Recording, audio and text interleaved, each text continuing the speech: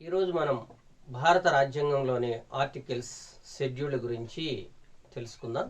భారత రాజ్యాంగాన్ని రాజ్యాంగ పరిషత్తు నిర్మించడం జరిగింది.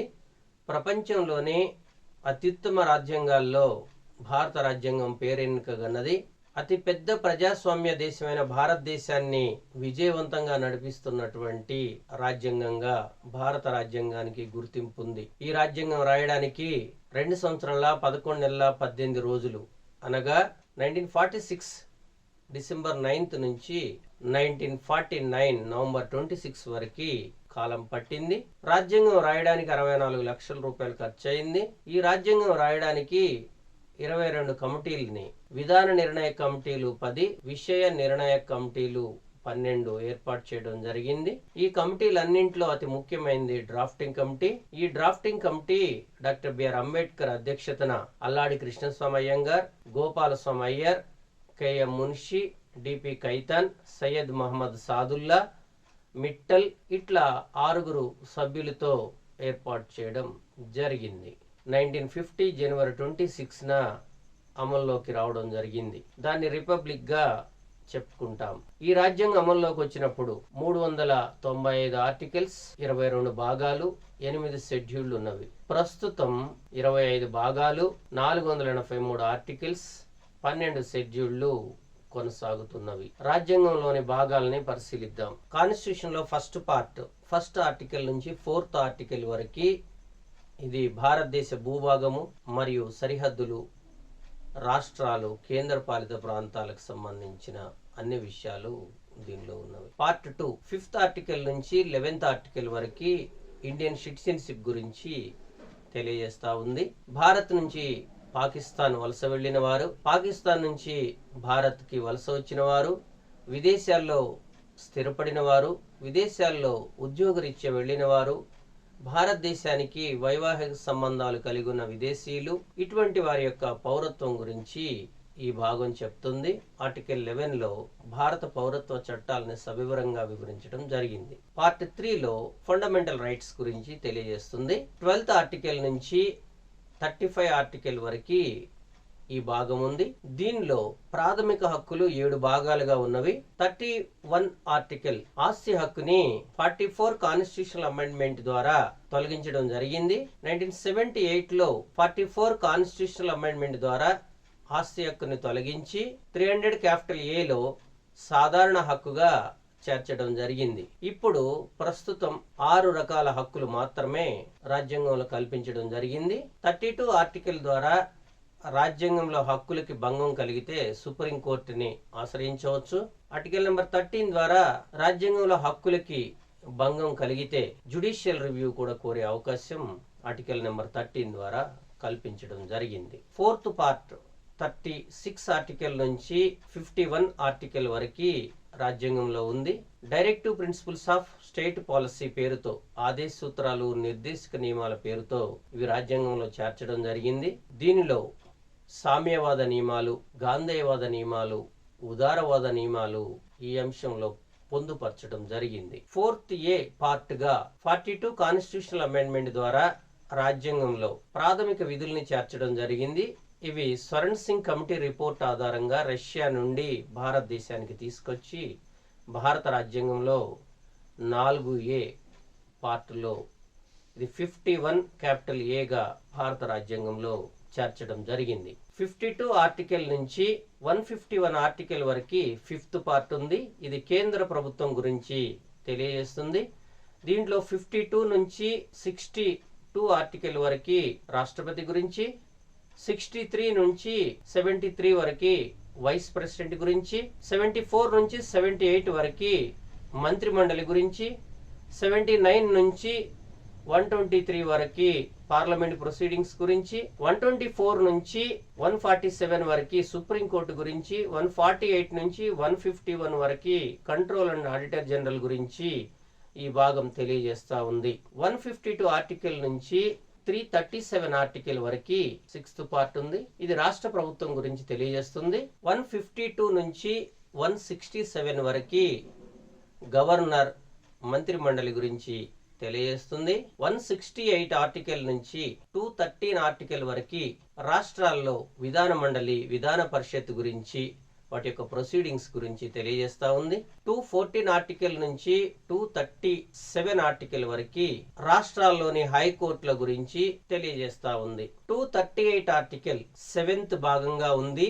1956 లో 7th కాన్స్టిట్యూషనల్ అమెండ్మెంట్ ద్వారా ఈ ఆర్టికల్ ని తొలగించడం జరిగింది. ఇప్పుడు రాజ్యాంగంలో 7వ భాగం అనేది లేదు. 239 నుంచి 242 ఆర్టికల్ వరకు రాజ్యాంగంలో 8వ భాగం ఉంది. ఇది కేంద్రపాలిత ప్రాంతాలు, సెంట్రల్ టెరిటరీస్ యొక్క పరిపాలనా అంశాలు, వాటి నిర్వహణకు సంబంధించిన అంశాలు దీనిలో పొందుపరచడం జరిగింది. 243 ఆర్టికల్ నుంచి 243O వరకు 9th పార్ట్గా ఉంది. ఇది రాజ్యాంగంలో గ్రామ పంచాయతీల గురించి తెలియజేస్తా ఉంది. 243P నుంచి ZG వరకు ఇది స్థానిక సంస్థల్లో మున్సిపాలిటీల గురించి తెలియజేస్తా ఉంది. 243ZH నుండి 243ZT వరకు 2012 97 కాన్స్టిట్యూషనల్ అమెండ్మెంట్ ద్వారా కోఆపరేటివ్ సొసైటీస్ కి రాజ్యాంగ ప్రతిపత్తి కల్పిస్తూ ఈ భాగాన్ని చేర్చడం జరిగింది. ఇది 9B పార్ట్ గా రాజ్యాంగంలో ఉంది. 244(1) అండ్ 244(2) ఆర్టికల్స్ రాజ్యాంగంలో 10th పార్ట్ గా ఉంది. ఇది ఈశాన్య రాష్ట్రాల గిరిజన హక్కుల గురించి మరియు షెడ్యూల్డ్ ఏరియా గురించి దీనిలో ప్రస్తావించడం జరిగింది. 245 ఆర్టికల్ నుంచి 263 ఆర్టికల్ వరకు 11th పార్ట్ ఉంది. దీనిలో కేంద్ర రాష్ట్ర శాసన సంబంధాలు మరియు పరిపాలనా సంబంధాల గురించి దీనిలో వివరించడం జరిగింది. 264 ఆర్టికల్ నుంచి 300 వరకు 12th పార్ట్ ఉంది. దీనిలో కేంద్ర రాష్ట్ర ఆర్థిక సంబంధాల గురించి దీనిలో ప్రస్తావించడం జరిగింది. 301 నుండి 307 ఆర్టికల్ వరకు 13th పార్ట్ గా ఉంది. ఇది వాణిజ్యము, వ్యాపారము, వాణిజ్య సంఘం గురించి దీనిలో ప్రస్తావించబడ్డది. 308 ఆర్టికల్ నుంచి 322 ఆర్టికల్ వరకు 14th పార్ట్ రాజ్యాంగంలో ఉంది. ఇది యూపీఎస్సి మరియు స్టేట్ పబ్లిక్ సర్వీస్ కమిషన్ కు సంబంధించినటువంటి అంశాలు దీనిలో ప్రస్తావించడం జరిగింది. 308 ఆర్టికల్ నుంచి 314 ఆర్టికల్ వరకు central public service commissions and UPSC నిర్మాణము. 322 ఆర్టికల్ వరకు వివిధ రాష్ట్రాల్లోని పబ్లిక్ సర్వీస్ కమిషన్లో వాటి నిర్మాణము అంశాలు ఉన్నవి. 323 ఆర్టికల్ ట్రిబ్యునల్ గురించి తెలియజేస్తుంది. 323B సాధారణ ట్రిబ్యునల్స్ గురించి తెలియజేస్తుంది. ఇది రాజ్యాంగంలో 42 కాన్స్టిట్యూషనల్ అమెండ్మెంట్ 1976న దీన్ని చేర్చడం జరిగింది. ఇది 14A పార్ట్గా రాజ్యాంగంలో ఉంది. 224 ఆర్టికల్ నుంచి 229 A వరకు 15th పార్ట్గా రాజ్యాంగంలో ఉంది. ఎలక్షన్ కమిషన్, దాని విధి విధానాలు, ఎన్నికల నిర్వహణ వంటి అంశాలు ఈ పార్టులో ఉన్నవి. 330 ఆర్టికల్ నుంచి 342 ఆర్టికల్ వరకు 16th పార్ట్గా సంక్షేమ రంగం గురించి ఈ భాగంలో ప్రస్తావించడం జరిగింది. దీనిలో ఎస్సీ, ఎస్టీ, బీసీ, ఆంగ్లో ఇండియన్ల యొక్క సంక్షేమము, వారి కమిషన్ల గురించి దీంట్లో ప్రస్తావించడం జరిగింది. 343 ఆర్టికల్ నుంచి 351 ఆర్టికల్ వరకు 17th పార్ట్గా భారత రాజ్యాంగంలో భాషల్ని పొందుపరచడం జరిగింది. సుప్రీంకోర్టు, హైకోర్టు వాడే భాష ఎట్లా ఉండాలి, పార్లమెంట్ వాడే భాష ఎట్లా ఉండాలి, భాషా సంఘాలు, హిందీ అనువాద భాష, వివిధ ట్రైబల్స్ వాడే లాంగ్వేజెస్, కేంద్ర రాష్ట్రాల్లో గుర్తింపబడిన అంశాలన్నీ కూడా లాంగ్వేజ్ కి సంబంధించి ఈ పార్టులో ఉన్నవి. 352 ఆర్టికల్ నుంచి 360 ఆర్టికల్ వరకు 18th పార్ట్గా భారత రాజ్యాంగంలో ఉంది. దీంట్లో ఎమర్జెన్సీ గురించి చెప్పబడ్డది. 352 ఆర్టికల్ ప్రకారము నేషనల్ ఎమర్జెన్సీ విధించవచ్చు. భారతదేశంలో 1962లోను, 1971లోను, 1975లో 3 సార్లు నేషనల్ ఎమర్జెన్సీ విధించడం జరిగింది. 356 ఆర్టికల్ ప్రకారము గవర్నర్ పాలన లేదా స్టేట్ ఎమర్జెన్సీని విధించవచ్చు. ఇది సుమారుగా 125 టైమ్స్ ఇప్పటికీ విధించడం జరిగింది. 360 ఆర్టికల్ ప్రకారము ఫైనాన్షియల్ ఎమర్జెన్సీని విధించవచ్చు. ఈ ఫైనాన్షియల్ ఎమర్జెన్సీ స్వతంత్రం వచ్చిన తర్వాత ఇప్పటి వరకు విధించబడలేదు. 361 ఆర్టికల్ నుంచి 367 ఆర్టికల్ వరకు రాజ్యాంగంలో మిస్లేనియస్ అంశాల గురించి ప్రస్తావించడం జరిగింది. 19th పార్ట్ గా ఉంది. 368 ఆర్టికల్ రాజ్యాంగ సవరణ పద్ధతిని తెలియజేస్తుంది. ఇది 20వ పార్ట్ గా ఉంది.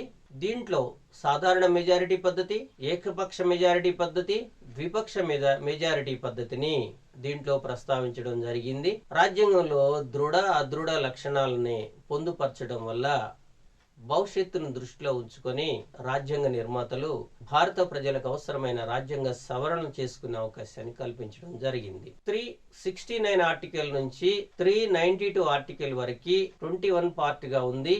దీనిలో వివిధ రాష్ట్రాలకు సంబంధించిన ప్రత్యేక ప్రొవిజన్లన్నీ కూడా దీనిలో ప్రస్తావించడం జరిగింది. 393 నుంచి 395 వరకు రాజ్యాంగ హిందీ అనువాదము మరియు ఇతర అంశాలు దీనిలో పొందుపరచడం జరిగింది. భారత రాజ్యాంగ నిర్మాతగా ఆధునిక మనువుగా ఎంవి ఫైలీ డాక్టర్ బిఆర్ అంబేద్కర్ని వర్ణించడం జరిగింది. రాజ్యాంగంలో ఇప్పుడున్న 483 ఆర్టికల్స్ అన్ని 395 ఆర్టికల్స్ లోపలే ఇమిడి ఉంటాయని గుర్తించాలి. రాజ్యాంగానికి అనుబంధంగా షెడ్యూళ్లని రూపొందించడం జరిగింది. రాజ్యాంగం అమల్లోకి వచ్చినప్పుడు 8 షెడ్యూళ్లు రాజ్యాంగంలో ఉన్నవి. అవి 1వ షెడ్యూళ్లు భారత భూభాగము, భారతదేశంలో రాష్ట్రాలు, కేంద్రపాలిత ప్రాంతాల గురించి ప్రస్తావించడం జరిగింది. 2వ షెడ్యూల్లో ప్రధాన వ్యక్తుల యొక్క శాలరీస్, జీతభత్యాల గురించి ప్రస్తావించడం జరిగింది. ప్రధాన వ్యక్తులు అంటే దీనిలో 2వ షెడ్యూల్లో ABCDE అనే భాగాలున్నవి. ఏ రాష్ట్రపతి గవర్నర్ల యొక్క శాలరీస్, బిని తొలగించడం జరిగింది. సి పార్లమెంట్ మరియు రాష్ట్ర శాసనసభ స్పీకర్ల యొక్క శాలరీస్. డి సుప్రీంకోర్టు, హైకోర్టు న్యాయమూర్తులు, ప్రధాన న్యాయమూర్తి, ఇతర న్యాయమూర్తుల యొక్క శాలరీస్ గురించి ఉంది. ఈ పార్ట్ లో కంట్రోలర్ అండ్ ఆడిటర్ జనరల్ యొక్క శాలరీస్ గురించి ప్రస్తావించడం జరిగింది. 3rd షెడ్యూల్లో ప్రముఖ వ్యక్తుల యొక్క ప్రమాణ స్వీకారం గురించి తెలియజేస్తుంది. దీనిలో 7 పార్ట్స్ గా ఈ ప్రమాణ స్వీకారాన్ని విభజించడం జరిగింది. రాష్ట్రపతి, ఉపరాష్ట్రపతి, సుప్రీంకోర్టు, హైకోర్టు, ప్రధాన న్యాయమూర్తులు, ఇతర న్యాయమూర్తులు, మంత్రులు, ఎమ్మెల్యేలు, ఎంపీలు, స్పీకర్స్ వీరందరి యొక్క ప్రమాణ స్వీకారాన్ని వివిధ భాగాల్లో పొందుపరచడం జరిగింది. రాజ్యాంగంలో 4th పార్ట్ లో వివిధ రాష్ట్రాలు, కేంద్రపాలిత ప్రాంతాల నుంచి రాజ్యసభకి ఎన్నికయ్యే సభ్యుల గురించి ప్రస్తావించడం జరిగింది. 5th షెడ్యూల్లో భారతదేశంలో మొత్తం షెడ్యూల్డ్ ఏరియా గురించి ప్రస్తావిస్తుంది. దీనిలో మేఘాలయ, త్రిపుర, మిజోరాం, అస్సాం ఈ రాష్ట్రాలను మినహాయిస్తుంది. 6th షెడ్యూల్లో ఈశాన్య సరిహద్దు రాష్ట్రాల్లోని మేఘాలయ, త్రిపుర, మిజోరాం మరియు అస్సాం ఈ 4 రాష్ట్రాల జిల్లా కౌన్సిల్స్, ట్రైబల్ ఏరియా సెక్యూరిటీస్ గురించిన అంశాలు ఈ 6వ షెడ్యూల్లో ప్రస్తావించబడ్డది. 7వ షెడ్యూల్లో 246 ఆర్టికల్లో పొందుపరచబడినటువంటి కేంద్ర జాబితా, రాష్ట్ర జాబితా, ఉమ్మడి జాబితా అంశాలు ఈ షెడ్యూల్లో ప్రస్తావించడం జరిగింది. కేంద్ర జాబితాలో 97 అంశాలు, ఉమ్మడి జాబితాలో 47 అంశాలు, రాష్ట్ర జాబితాలో 66 అంశాలు పొందుపరచడం జరిగింది. ప్రస్తుతం కేంద్ర జాబితాలో 100 అంశాలు, ఉమ్మడి జాబితాలో 52 అంశాలు, రాష్ట్ర జాబితాలో 61 అంశాలు దీనిలో పొందుపరచబడి ఉన్నవి. 8th షెడ్యూల్లో లాంగ్వేజెస్ సంబంధించిన అంశాలు పొందుపరచడం జరిగింది. భారత రాజ్యాంగం ప్రకారం రాజ్యాంగం అమల్లోకి వచ్చిన 15 సంవత్సరాల్లో లాంగ్వేజెస్ ఆప్షన్ తీసుకునే అవకాశం ఉంది. దీనిలో భాగంగా 1963లో లాంగ్వేజ్ చట్టాన్ని తీసుకురావడం జరిగింది. భారత రాజ్యాంగం అమల్లోకి వచ్చినప్పుడు రాజ్యాంగం గుర్తించిన భాషలు 14. 1967లో సింధీ లాంగ్వేజ్ ని తీసుకోవడం జరిగింది. 1992లో 71 కాన్స్టిట్యూషనల్ అమెండ్మెంట్ ద్వారా నేపాలీ అనే లాంగ్వేజెస్ ని పొందుపరచడం జరిగింది. 2003లో BDMS ని చేర్చడం జరిగింది. బోడో, డోగ్రి, మైథిలి, సంతాలి అనే లాంగ్వేజెస్ ని చేర్చడం జరిగింది. ఈ రకంగా ప్రస్తుతం భారత రాజ్యాంగంలో 22 భాషలున్నవి. రాజ్యాంగం గుర్తించని భాషలు అనేకము భారతదేశంలో ఉన్నవి. భారత రాజ్యాంగం అమల్లోకి వచ్చిన తర్వాత మొదటి రాజ్యాంగ సవరణ ద్వారా 9వ షెడ్యూల్ని చేర్చడం జరిగింది. ఇది 31B ఆర్టికల్ ద్వారా భూ సంస్కరణ చట్టాలు దీనిలో పొందుపరచడం జరిగింది. ప్రస్తుతం 285 చట్టాలు 9th షెడ్యూల్లో పొందుపరచబడి ఉన్నవి. 1993 తర్వాత తమిళనాడు, కర్ణాటక రాష్ట్ర రిజర్వేషన్లను కూడా ఈ పార్టులో చేర్చడం జరిగింది. 2006లో సుప్రీంకోర్టు ఇచ్చిన ఒక తీర్పు ప్రకారము 1973 తర్వాత 9వ షెడ్యూల్లో చేర్చబడిన అంశాలు సవరించాల్సి ఉంటుందని పేర్కొనడం జరిగింది. 10th షెడ్యూల్ 1985 52 కాన్స్టిట్యూషనల్ అమెండ్మెంట్ ద్వారా రాజీవ్ గాంధీ ప్రభుత్వం పార్టీ ఫిరాయింపుల చట్టాన్ని తీసుకురావడం జరిగింది. 1992లో 73 కాన్స్టిట్యూషనల్ అమెండ్మెంట్ ద్వారా 11th షెడ్యూల్ని పివి నరసింహరావు గారి గవర్నమెంట్ తీసుకొని వస్తూ గ్రామ పంచాయతీలకి చట్టబద్ధత కల్పించడం జరిగింది. 74 కాన్స్టిట్యూషనల్ అమెండ్మెంట్ ద్వారా 1992లో 12th షెడ్యూల్ని తీసుకొని వచ్చి మున్సిపాలిటీలకి రాజ్యాంగబద్ధతని కల్పించడం జరిగింది. ఈ రకంగా భారత రాజ్యాంగంలో 12 షెడ్యూళ్లు 25 భాగాలుగా ప్రస్తుతం కొనసాగుతూ ఉంది. ఇంకా రాజ్యాంగంలో అనేక అంశాలు సవరిస్తూ కొనసాగుతూ ఉన్నవి.